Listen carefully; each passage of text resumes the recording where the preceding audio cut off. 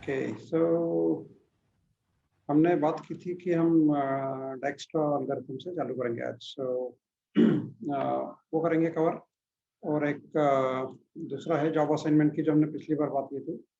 दो चीजें हम कवर करेंगे। या सो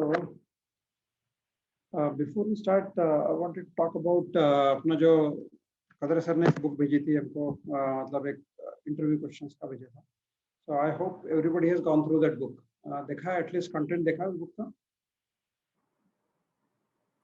तो अगर आपने कंटेंट नहीं देखा है तो देखो उस बुक को। उसका content basically says that most of the interview questions which are important from a job perspective, they start with asking questions about data structures कि आपका data structure क्या है, क्या आता है. So that's why और as you know, मैंने पहले ही बोला था कि data structures are backbone of any programming language. So knowing or learning this data structures is very important, क्योंकि आप ये भी, जब मैंने बताया था कि ये जो सॉल्यूशन देख रहे हैं एल्गोरिथम लाइक डेक्स्ट्रा और कोई भी एल्गोरिथम देखोगे तो they are all solved in all different languages. और उसका हर एक लैंग्वेज का जो बेसिक एल्गोरिथम रहता है वो सेम रहता है, सिर्फ इम्प्लीमेंटेशन जो है लैंग्वेज के हिसाब से अलग होता है। So all of this problems then can be solved in a standard, can be represented in a standard manner, क्योंकि एक डेटा स्ट्रक्चर से उसको आपने डिफाइन कर दिया है। इसलिए जो डेटा स्ट्रक्चर है, that is very important thing that all of you should learn and master, because that's what is your starting point in any one thing is learning a language, or second thing is getting a job and other things. And since you are students right now, your focus should be both learning as well as eventually getting a job when you are ready for it, right? Okay, so so we'll start with Dijkstra algorithm today. तो ये जो sample है, मैंने I share the website Geeks for Geeks नाम का एक website है। It's very good, they have given good examples. तो उन्होंने एक एग्जांपल दिया हुआ है जहाँ पे कि एक ग्राफ दिया है, इसके सब वर्टाइसेस जो है, no there are 9 vertices in this, and then they have given edges and the weight for each of this. So आपको जो है, if you start with vertex number 0, वहाँ से कहीं पे भी जाना है, उसका शॉर्टेस्ट पाथ ढूंढना है। That is what is the problem statement here.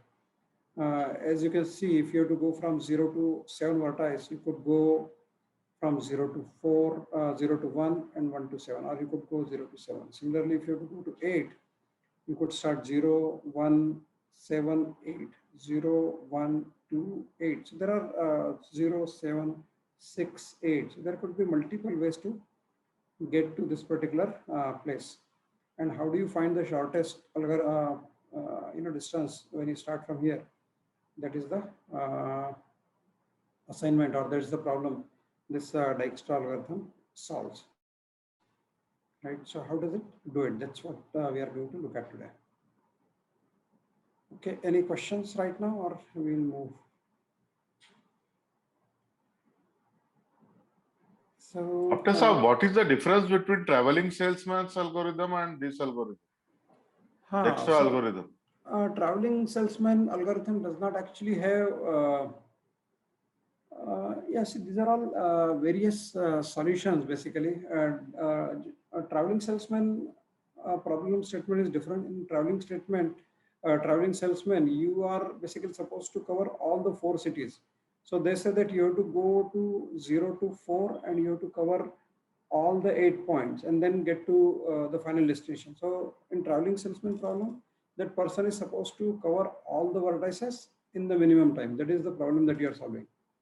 And in this, what we are saying is, if I have to go to 0 to 8, what is my minimum distance that I will solve, right? So this is a greedy algorithm. This is kind of a greedy algorithm. So I think as we see the details, you'll be able to see that problem. Sure, got it. Thanks. Yeah. So this is slightly different. I mean, here what we are saying is, I think as we go, you'll see that if I have to go to say 2, I can go from 0, 1, 2, and it is difference is 12. But I could go from 0, 8, 7, 2. So this is 17. So it will say that minimum distance is this one. Or yeah, so that's the difference basically. Yeah, we'll see that in a minute, but that's it will give you a shortest distance for each of these things. And then what you can do is okay, so there are various there's a variety of algorithms that are given to solve various problems. So sales the traveling salesman problem is basically he has to cover all the places. So in that, what happens is job allocation is done beforehand, and after the job allocation is done, how how will the salesman travel from all those points? That is the idea. And in here, we are just saying if I have to go to this thing, what is the minimum distance for each of this node? So these are two different problem statements that we are solving. Here we are just saying from 0, if I have to go to 8, what is the minimum distance? And from 0, if I have to go to 4, what is the minimum distance? So that is the difference here.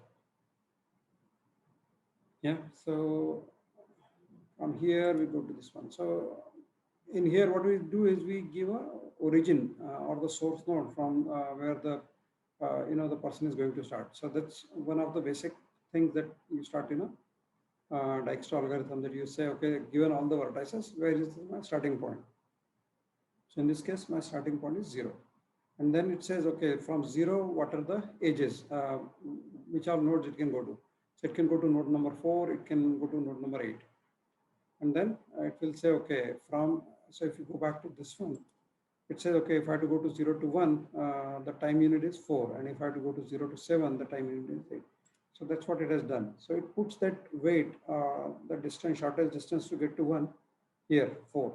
And now after that, it will calculate next one. Then it will say, okay, from 0, then weightage is 4, here it is 8.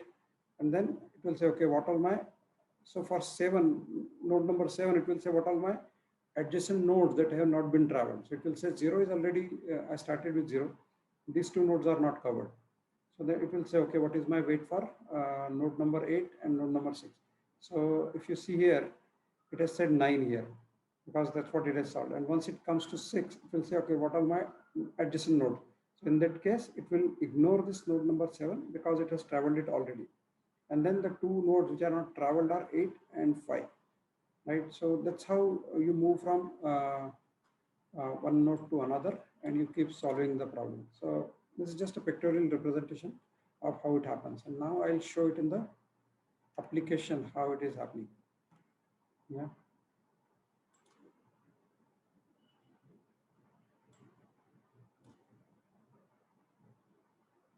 Sir हाँ sir आपकी आवाज बहुत कम आ रही है. Yeah, that's surprising. I attend so many meetings, and Kadresh sir, Yogesh sir, everyone else. हाँ, आपके सब आपकी आवाज दे रहे हैं कि आपके हेडफोन्स में कहीं वॉल्यूम का बटन तो नहीं है? देख लो एक बार, वो बढ़ाना पड़ेगा शायद. हेडफोन में ही बटन होता है ना वॉल्यूम का कई बार. हेडफोन में कोई बटन तो नहीं है वॉल्यूम का? Actually, I'm using some other headphone today. इसका मालूम नहीं मुझे. Anyway, what I'll do is I'll try to keep it like this, or slightly closer. Is it any better now? Yeah. Yeah. Okay. So as we said, we use data structures. Algorithm, जो है, for each algorithm, we need a kind of data structure. So in this case, graph is the best possible data structure. So हम graph बना रहे हैं, right? So let me start from very. Actually, the way you write code is, or anything else is slightly odd. You always start with your starting point is at the end. So this is like, if you are sending a letter, आप आज के ज़माने में तो कुछ लोग letter वगैरह भेजते नहीं, but when you send a letter, what you start with, that I am sending a letter to Mr. Shailendra Kadre, and then I'll say he stays in lane number 1, Indira Nagar, Bangalore, and pin code is 001. So we always start from top, which doesn't make sense for a postman. Postman को जब हम डालते हैं, तो सबसे पहले बोलता है कि अच्छा ये zip code इसका या pin code जो है Bangalore का है. So it will put it in Bangalore pin, right? So and then they travel it other way around. So similarly in this application code, we generally start from the bottom. So in the bottom, what we are saying is we are calling this algorithm Dijkstra with source node of 0, right. उसके बाद क्या हो रहा है कि हमने यहाँ पे ग्राफ डिफाइन कर दिया पहले, ग्राफ ऑफ 9 अरे 9 by 9 का हमने एक अरे डाल दिया. सो if you watch this closely, this is like saying 0 4 8. यहाँ पे बाकी सब value 0. So what it is saying is 0 to 1 का डिस्टेंस 4 है, so that's why they are putting 4 here, and 0 to 7 का डिस्टेंस 8 है, so यहाँ पे उसने 8 डाल दिया. So similarly they have put weight for each distance for each of this thing. So जो फर्स्ट नोड नंबर 1 है उसका डिस्टेंस जो है यहाँ पे 4 है, क्योंकि ऑब्वियसली 1 का 0 के साथ 4 है. So this is distance from 1 to 4, 1 to 0 which is 4, so or 1 to 8 is 11. So if you go from 1 to 7, it is 11. So that's how they have prepared the graph. So a graph bana diya, and then we are calling the algorithm called Dijkstra. We are calling the algorithm. And what is happening in the algorithm is very simple. So before I explain the algorithm, I think there are two methods that are defined. One is minimum distance method, and another is printing the solution is fine, but then graph. So graph में basically we are just putting vertices and their different distances. और minimum distance क्या करता है कि actually let me go to this website. Website has good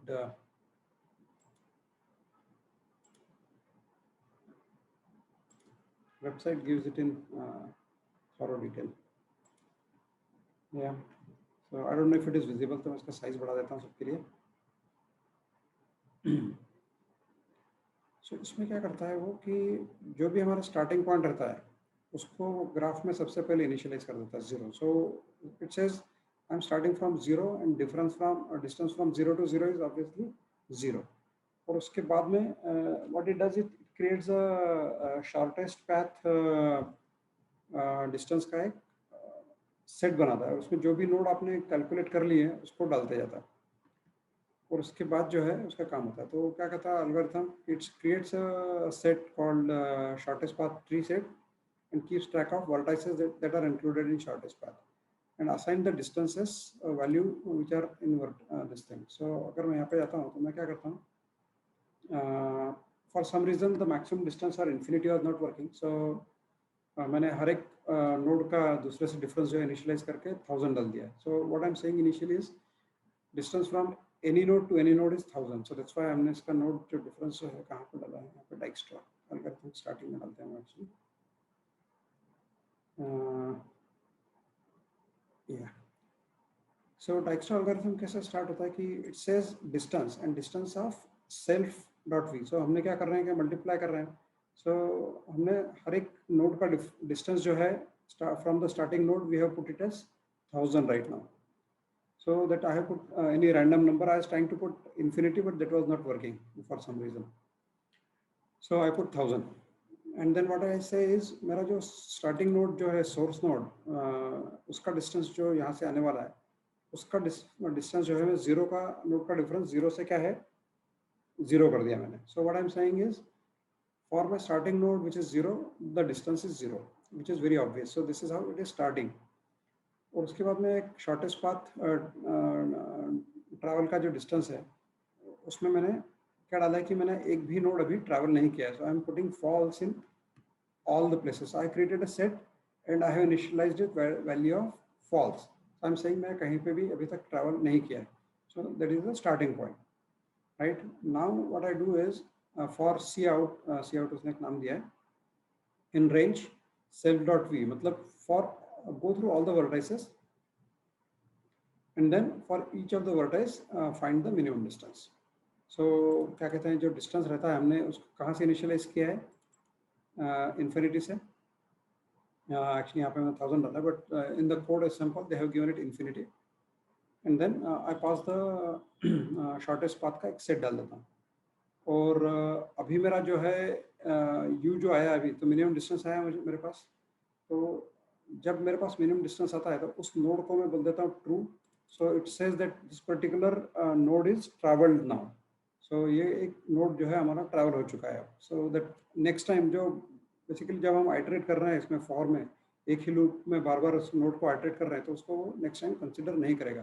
so if you recall what I saying here कि यहाँ पे आया हुआ एक बार नोड नंबर 7 पे जब आएगा तो नोड नंबर 7 पे जब आएगा तो 0 पे नहीं जाएगा क्योंकि 0 is already travelled.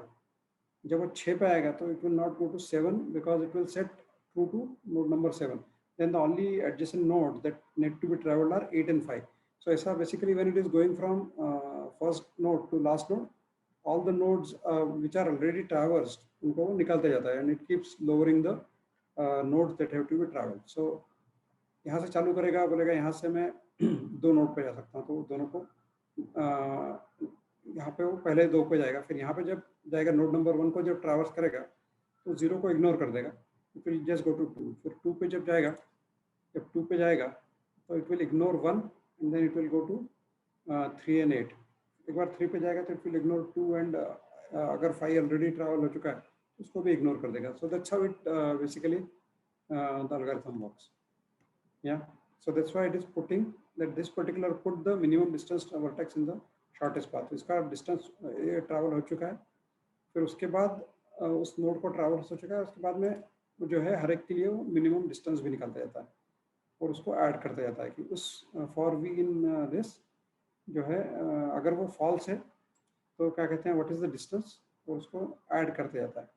So that's all it is doing, कुछ भी नहीं कर रहा है ज़्यादा. और ये जो मिनिमम डिस्टेंस है इस मेथड से वो मिनिमम डिस्टेंस कॉल करता है. कहाँ पे गया मिनिमम डिस्टेंस? ये मिनिमम डिस्टेंस उसने निकाल लिया उसका कि एक ग्राफ से एक नोड से दूसरे नोड के जाने के लिए क्या मिनिमम डिस्टेंस है. ऐसा करके वो पुट करते जाता है और जब वो पूरा ट्रैवल कर लेता है तो बोलता है कि 0 से 0 जाने को distance is 0, 0 to 1 it is 4, 0 to 1 is 4, 0 to 2 is 12, 0 to 2 is यहाँ से जाकर 12, 0 to 3 is 19. So बोल रहा है कि अगर आपको नोड नंबर 3 पे जाना है तो यू गो लाइक दिस 4, 12 और 7, right.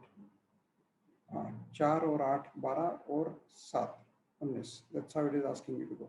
So for each of the node, it is telling you how to traverse to that particular node. If you see here, it is smart. अगर मैं यहाँ से बोलता हूँ कि 4 से 1 4 हो गया, 8 12 और 7 19, 19 और 9 26 होता है एक्चुअली. सो अगर मैं यहाँ पे 4 पे जाता हूँ तो 26 भी आ सकती थी वैल्यू, बट यहाँ पे वैल्यू 4 की जो है वैल्यू 21 पुट कर रहा है क्योंकि उसने कुछ दूसरा रास्ता निकाला है. वो बोल रहा है कि 0 से आप 8 पे जाओ, 7 पे जाओ, 8 मतलब 8 आ जाएगा, 8 और 1 9, 9 और 2 11, 11 और 10 21. So if I to come to 4, my shortest path is 21 and not 26. So that's how the Dijkstra algorithm basically helps you in finding minimum distance for reaching any node given a starting node. So abhi I think you can differentiate between what was that traveling salesman problem. क्योंकि traveling salesman problem क्या था कि उसको 0 से 4 या 0 से अगर उसको 8 जाना था तो 8 भी जाना है plus it has traverse all the nodes. उस केस में उसका क्या पाथ होता था वो बताता था ट्रैवलिंग सेल्समैन प्रॉब्लम. पर इस केस में वो आपको सिर्फ ये बता रहा है कि अगर आपको यहाँ से स्टार्ट करके कहीं पे भी जाना है तो आपका शॉर्टेस्ट पाथ क्या है. या any question on this sir? I hope this is making sense now. Yeah, this is making sense. पर है ना एक बार ढंग से बैठ के कोड समझना पड़ेगा. हाँ, सबको मतलब कोड समझे बिना खुद जब तक सेल्फ बैठ के समझेंगे नहीं कोड इतना समझ में नहीं आएगा. हाँ, राइट. सो ये जो है वो समझना पड़ेगा कोड बैठ के. 2 डायमेंशनल अरे से उसने सॉल्व किया है प्रॉब्लम को. यहाँ से वो इनपुट दिया है उसने और ग्राफ बना रहा है और वो बोल रहा है कि आपको 0 से नोड नंबर 1 को जाने के लिए you'll have 4 units. 0 to node number 7 जाने के लिए it is 8 units and this is like node number 1 से node number 0 जाने के लिए obviously diagonal है 4 है और node number 1 to node number 2 is 8. so node number 1 to node number 2 is 8. so उसने सब values डाल दिया है और उसके बाद जो है वो क्या करता है कि एक्चुअली इस लिंक में जो मैं लिंक शेयर करने वाला हूँ उसमें एक छोटा सा वीडियो भी है. तो क्या बोलता है कि आपको जहाँ से भी आप स्टार्ट करोगे उसको जो शॉर्टेस्ट पाथ का एक सेट बना देता है और उस सेट में आपका क्या कौन से नोड का शॉर्टेस्ट पाथ आ चुका है वो डालते जाता है। तो बाकी so that when it comes, क्योंकि इतने सारे कॉम्बिनेशंस हैं, you know, it could be 9C2, so it will become, you may have to traverse so many times, right? पर वो ऐसा नहीं करता। अगर वो 0 to, अगर मैं 0 to 1 पे गया मैं, so once it goes to 2, it knows it has already solved 0 to 1 to 0, तो इस नोड को वो फिर से ट्रैवर्स नहीं करता है। That's how it minimizes, and that's why this algorithm basically का परफॉर्मेंस जो है वो अच्छा मिलता है, right? It is not going zigzag, कहीं पे भी पूरा ऐसा all the permutation combination निकाल के फिर वो आपको बता नहीं रहा है। It does elimination so that it is smart. So पहले राउंड में उसको अगर 2 एडजेसेंट रोज है तो सिर्फ 2 ही कैलकुलेट करने वाला है। फिर अगर वो 7 पे आ गया तो यहाँ के इसके रो कितने हैं, 4 एजेस इसके। सो 0 to 7 to 0, 7 to 1, 7 to 8, 7 to 6, तो वो ये सब बाकी सब जगह नहीं जाने वाला है। वो बोलेगा कि अगर मैं 7 पे हूँ और मेरा 7 to 0 हो चुका है, तो I will just calculate distance from 7 to 1, 7 to 8, 7 to 6, और ऐसा जैसे वो आगे जाते जाता है वो अपना शॉर्टेस्ट पाथ को करते जाता है। So I just give an example, repeat this example one more time, कि 0 to 1 गया, उसको 4 मिल गया। अभी उसको दिखा कि यहाँ का डिस्टेंस 4 आ गया। अभी वो नेक्स्ट राउंड में जब 1 पे आता है तो it will see that I can from 1 I can go to 2 and I can go to 7, and suppose they have not travelled and 0 to let's say 0 to 1 पे गया, तो यहाँ पे 4 आ गया। फिर यहाँ से उसको वो बोलेगा कि अगर 1 से 7 पे जाना है मुझे, तो 7 का minimum distance initially it will put is 4 + 11 which is 15। 2 का minimum distance it will put is 4 + 8, 12।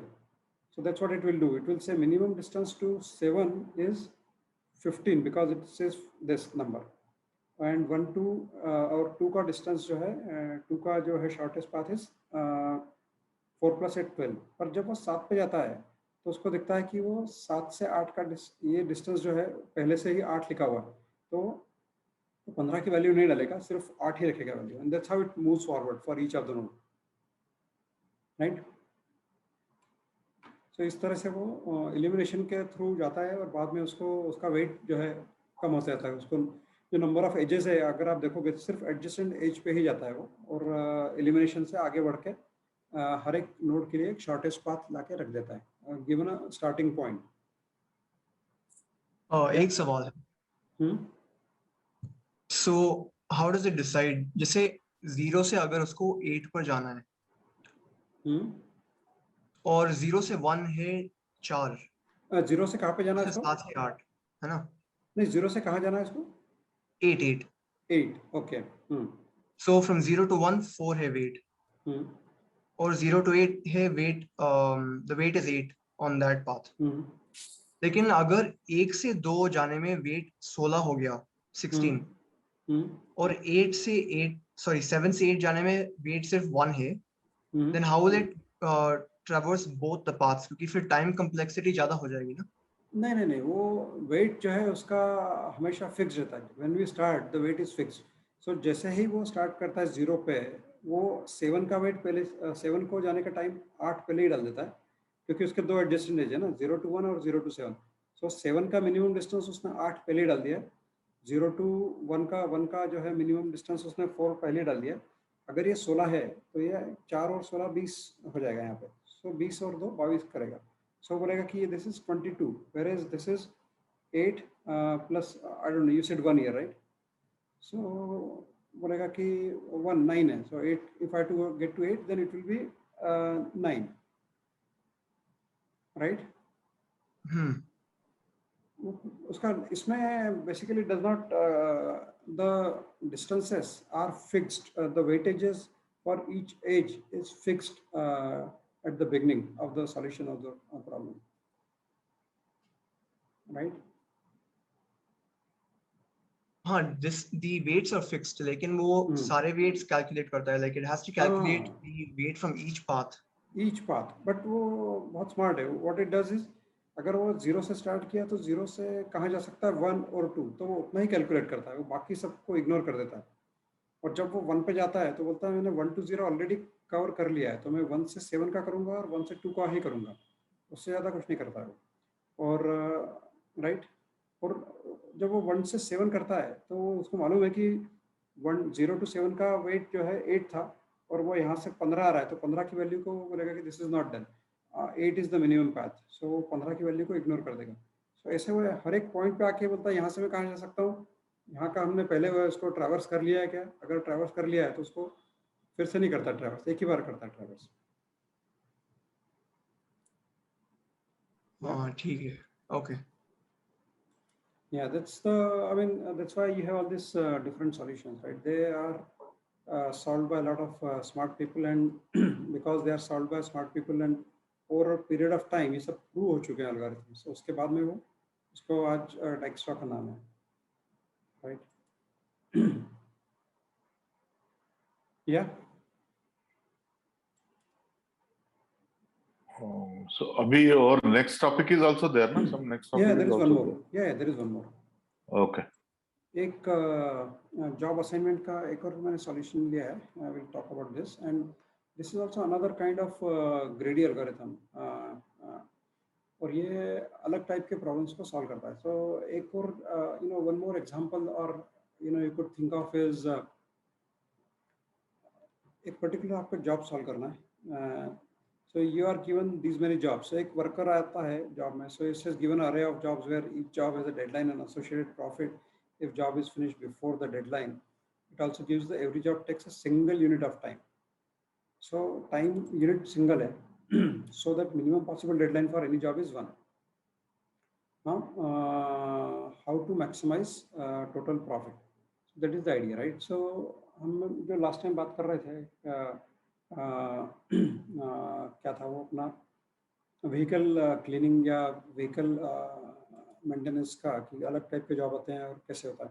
सो उसमें भी काइंड ऑफ सिमिलर रहता है कि you know deadline meaning how much time it is going to take and what is the weightage of each job, right, priority.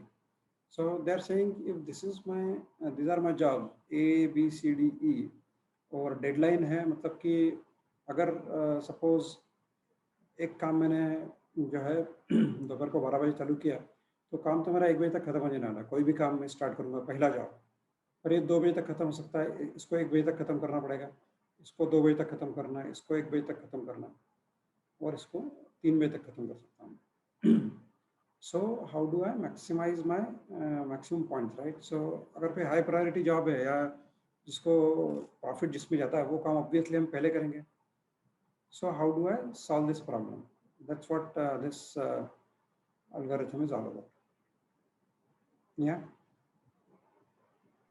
Doctor साहब, मेरे को एक question है कि भाई अगर मुझे कोई टास्क कंप्लीट करना है तो मेरे लिए कंपलसरी रहेगा ना कि मैं या तो ABCD करूं या A, B, D और E करूं? कुछ ना कुछ तो मेरे को मतलब कंपलसरी रहेगा ही ना, क्योंकि मुझे जो है वो एक टास्क कंप्लीट करना है, तो उसमें कुछ ना कुछ वो 4-5 तो फिक्स रहेंगे, तो उस केस में हम इसको कैसे कंसिडर करेंगे यार? राइट। सो इसमें ऐसा रहता है कि सी दिस इज, इसके बहुत सारे वेरिएशंस भी हैं, पर इसका ऑब्जेक्टिव इज, तो इसका एक बहुत ही I think I will say crude example that is given is, you know if you are a thief और आप you enter a shop and your job is to you know चोरी करना है आपको, and obviously everybody values their time, और time तो limited है, तो उसको या उसके पास एक जो भी बैगेज है उसमें मैक्सिमम सामान डालना है उसको, राइट? सो वो सब कुछ तो नहीं डाल सकता है, उसको जो है he will move start moving from one end to another end, उनको बोलेगा कि इसमें जो है वैल्यू ज़्यादा है इसको चोरी करने में। तो क्या कहते हैं वो, अगर जैसे आज के टाइम में कोई बंदा जाता है, तो अगर टीवी उठाने की जगह उसको दिख रहा है डिजिटल शॉप में एप्पल का फ़ोन रखा हुआ है, तो एप्पल के फ़ोन की वैल्यू जो है you know it could be 80K, 80,000 का हो सकता है, और जबकि बड़ा 40 इंच का TV may be available for 30,000 rupees, right? So profit किस में ज़्यादा है, किस काम को करने में प्रॉफिट ज़्यादा है, वो काम करने वाला है बंदा। तो वो बोलता है कि इसमें ये सब कुछ है ठीक है, but I have limited time and what are all things I can do, I have to maximise my time. अब बंदा आता है जिस जॉब पे, ही में है hundreds of jobs to do, पर वो उसको मालूम है कि दिन में वो 8 ही घंटे का काम है और 8 ही काम कर सकता है हर एक काम। Yeah, exactly that problem is this. Right. So उसमें how do I utilize my time to the maximum? That is what they are trying to solve it. Yeah. और इसको सबको मालूम है कि डेडलाइन भले ही 2 बजे तक का हुआ उसका, तो भी उसका जो है टाइम 1 ही घंटा लगने वाला उसको करने में, इस काम को करने में. So you have to see the deadlines which are given and then maximize your profit. तो आपके साथ चोरों को भी पाइथन सिखा दो.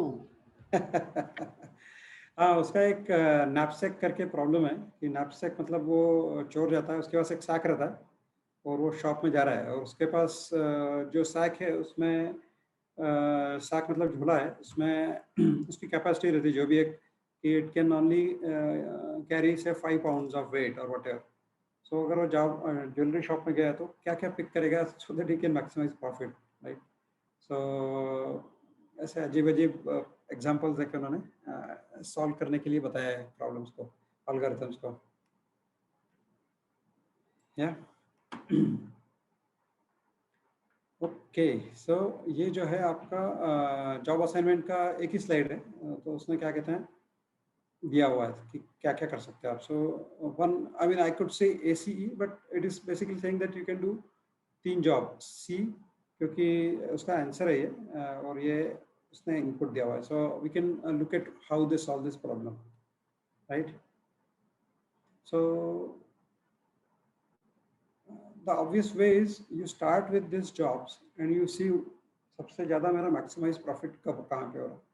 इसका एक और बहुत अच्छा एग्जांपल है जो कि है टाइम टेबल का है कि आपको मतलब again related to jobs and deadline कि आपके पास जॉब्स हैं, आपको मैक्सिमाइज करना है. तो अगर मेरा एक job starts with one particular, अभी तो इसमें क्या हो रहा है कि सब जॉब एक साथ स्टार्ट हो रहे हैं, but there could be another thing where your job start at different points in time, so that adds to another level of complexity. So उसका भी एग्जांपल है, but I think will stick to simpler example right now कि 5 job मिले हुए हैं बंदे को करने के लिए, उसका डेडलाइन भी दिया हुआ है उसको. So deadline can be taken as a priority and then हर एक काम करने का एक प्रॉफिट है उसको, राइट. डेडलाइन मतलब कब तक खत्म करना है इसको, प्रॉफिट मतलब could be priority that if you do this job number higher priority jobs you get more points. So that is the problem statement. So let's see how they solve it. So इसका solution का idea जो है बहुत ही simple है. इसमें क्या करते हैं वो यहाँ पे भी उसने एक जो है अपना 2 डायमेंशनल array बनाया या एक्चुअली डिक्शनरी बन सकते हैं इससे कि ABCDE और पहले उसने उसका डेडलाइन दिया है, उसका वेटेज दे दिया, राइट. उसके बाद जो है print job scheduling direct print करने को बोल रहा है. नहीं आपटे साहब, मुझे एक क्वेश्चन है यहाँ पे, इसमें बेसिक डेटा स्ट्रक्चर कौन सा यूज होगा, अरे यूज होगा? ये 2 डायमेंशनल अरे से यूज कर रहा है क्योंकि अच्छा. हाँ यहाँ पे उसने 2 डायमेंशनल अरे से कर दिया उसको, but this could be ideally be a dictionary as well, right. कि ए है, ए का एक एट्रीब्यूट जो है डेडलाइन है 2 और प्रॉफिट है इतना. So it can I mean he solved it by 2 dimensional अरे. या एक सेकंड में एक फोन आ रहा है, मैं उसको बंद कर देता हूँ फोन को.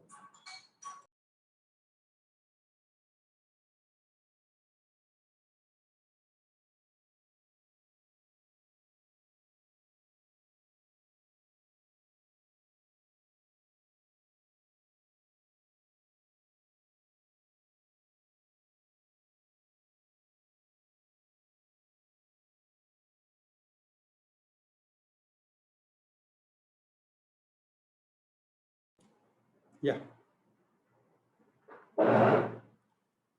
Okay, so can you hear me? Yeah, आपने साहब, we can clearly hear you. Yeah. Good.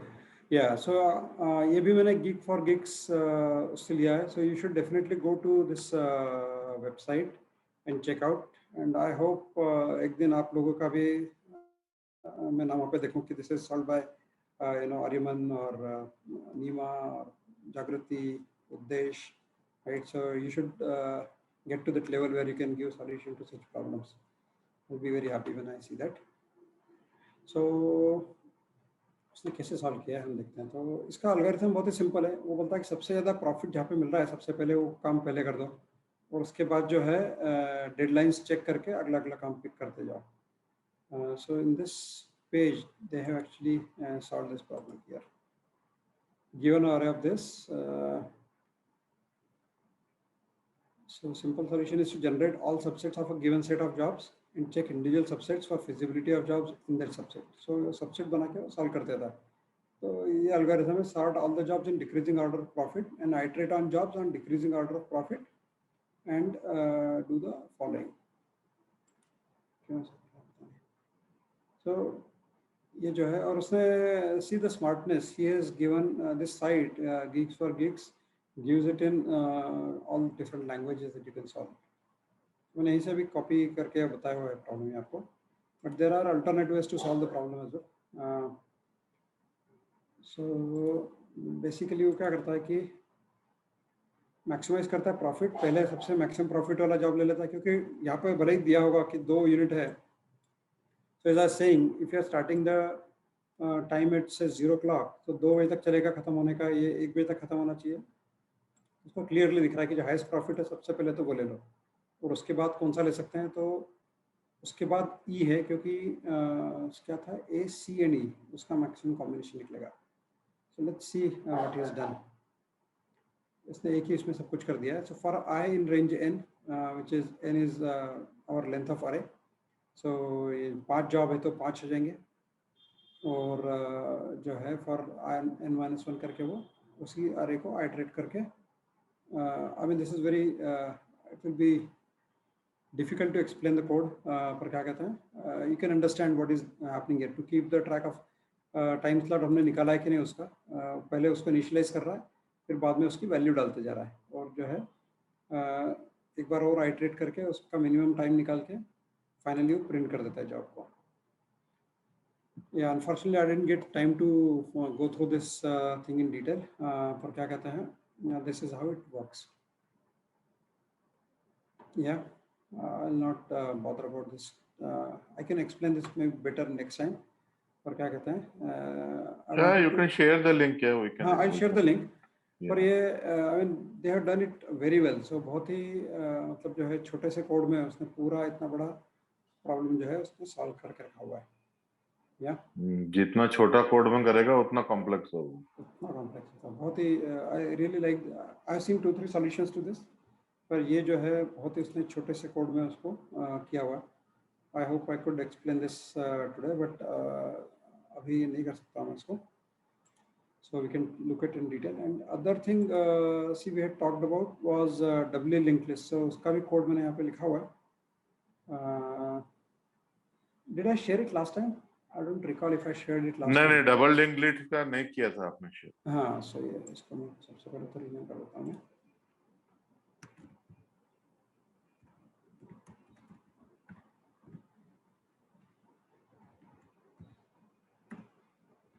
या सो हमने जो सिंपल लिंक लिस्ट देखा था सर, उसमें क्या था कि इट हैड नेक्स्ट, उसमें सिर्फ नेक्स्ट था, इसमें प्रीवियस भी है, that's all.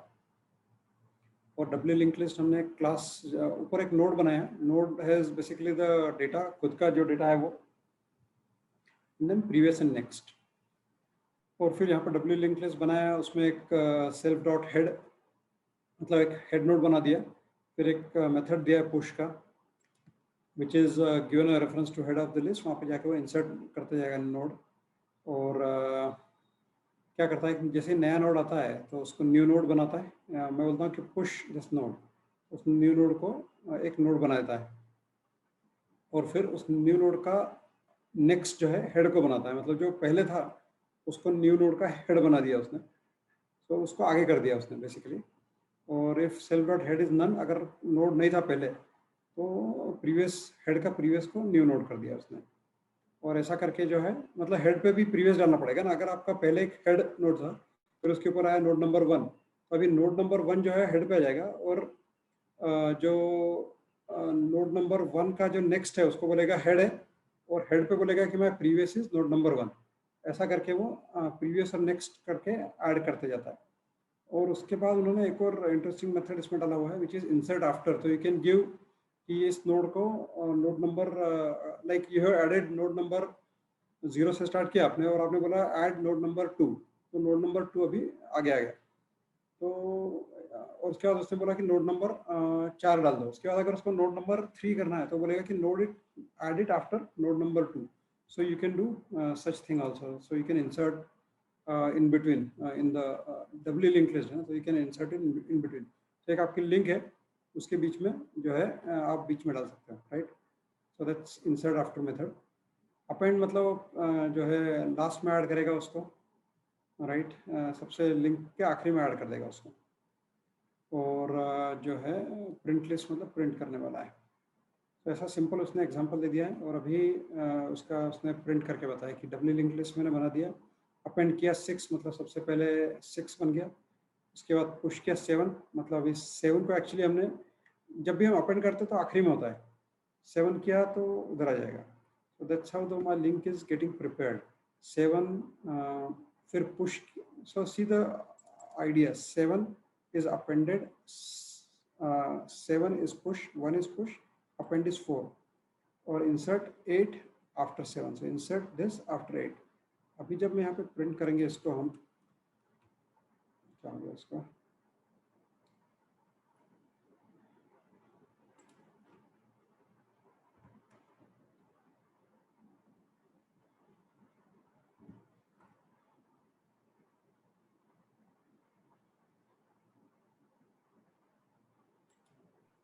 This comma should be removed. yeah, After that, or you have to put some variable. Yes, you have to put some variable. print list self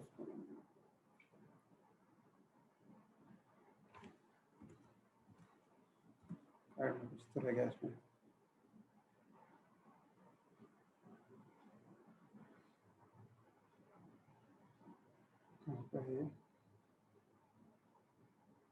The given previous node cannot be null. I don't know why they have this problem where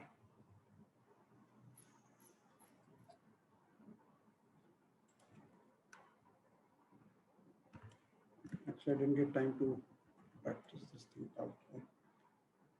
Yeah.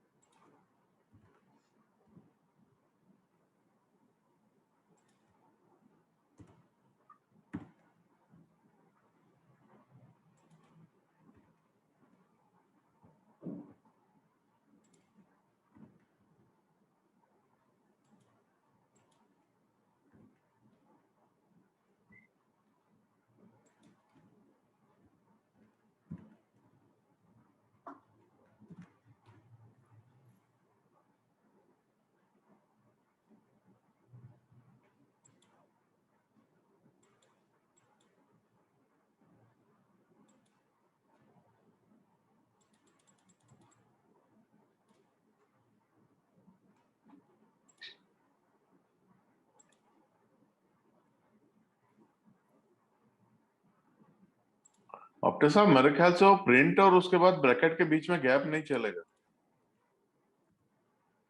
Print और जो bracket के बीच में gap नहीं चलेगा। नहीं, एक दो जगह दिया हुआ है रह गया है, एक दो जगह जो है देखना पड़ेगा, वो रिमूव करना पड़ेगा। यानी यहाँ पे जैसे यहाँ पे एक दो जगह और है ऊपर, यहाँ पे है, नीचे भी है।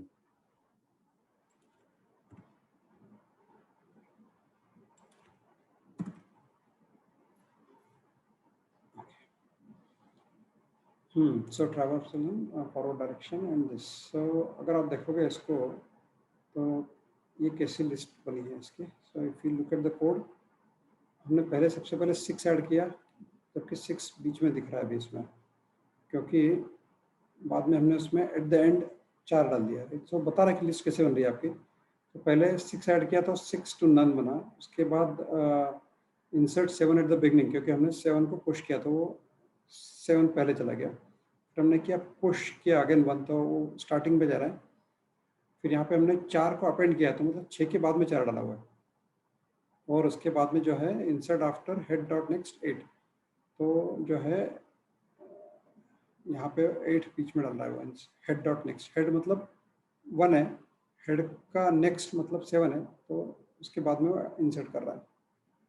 सो ये जो है लिस्ट आपकी ऐसे बन रही है, और उसको उसने रिवर्स डायरेक्शन का भी ट्रैवर्सन दे दिया। तो इसमें you can traverse in both the directions basically. And he has tried to emphasise append का क्या मतलब है, अपेंड मतलब always added at the end, push मतलब हमेशा टॉप हेड पोजीशन पे इंसर्ट होता है जाता है, और इंसर्ट आफ्टर मतलब you can give a particular place where you want to add. So अगर यहाँ पे इंसर्ट नेक्स्ट की जगह यहाँ पे जो है इसको यहाँ पे बोलूँगा हेड, तो ये 7 के बाद 8 आ रहा था, अभी 1 के बाद 8 आ जाएगा क्योंकि मेरा हेड पोजीशन पे 1 है, तो इंसर्ट आफ्टर 1 ऐसा बोल रहा हूँ मैं अभी, right. So you can see the difference here. यहाँ पे अगर मैं अभी आपको दिख रहा है 187, मैं यहाँ पे इसको एग्जिट किया तो 178 होगा। So they have implemented a linked list where not only you can add an item at the end, you can put it in the head position, or you can do insertion in between. And the idea or the advantage of having a doubly linked list is you can traverse in a reverse direction also. कहीं से भी आप start करके आगे पीछे कैसे भी जा सकते हो। Yeah, so you could see the exam, I mean इसके बहुत सारे use case रहते हैं, we had talked about this earlier as well. जैसे हम ब्राउजर का बोल रहे थे, तो ये this is one example of browser thing that if you are at, suppose मेरा पोजीशन अभी 8 है, या जैसे मैं नोट यहाँ पे दिख रहा ना, मैं बैकवर्ड फॉरवर्ड जा सकता हूँ। So depending on which button you click you can say okay this is my new website, right. So that's advantage of this kind of data structure. या एनी क्वेश्चंस हियर?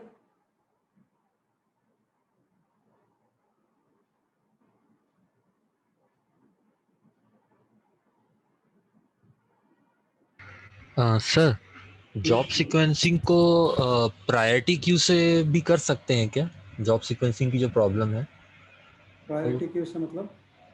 सर अगर jobs को priority Q में allot कर दिया, बस वो priority queue में allot करने का कैसा एल्गोरिदम रहेगा उसका? प्रायोरिटी क्यू से भी कर सकते हो, पर इसमें see priority queue how will it take care of see profit से आप उसकी प्रायोरिटी डिसाइड कर सकते हो, पर उसमें एक और वेरिएबल है विच इज डेडलाइन, राइट।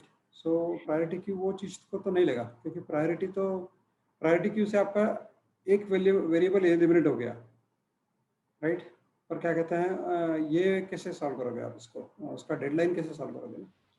तो सिर्फ उससे सॉल्व नहीं sir, is there any way कि हम मल्टीवेरिएट प्रॉब्लम लेके उसको कर सकें कि उन दो वेरिएबल्स के बेसिस पे वो प्रायोरिटी क्यू सेट कर रहा है?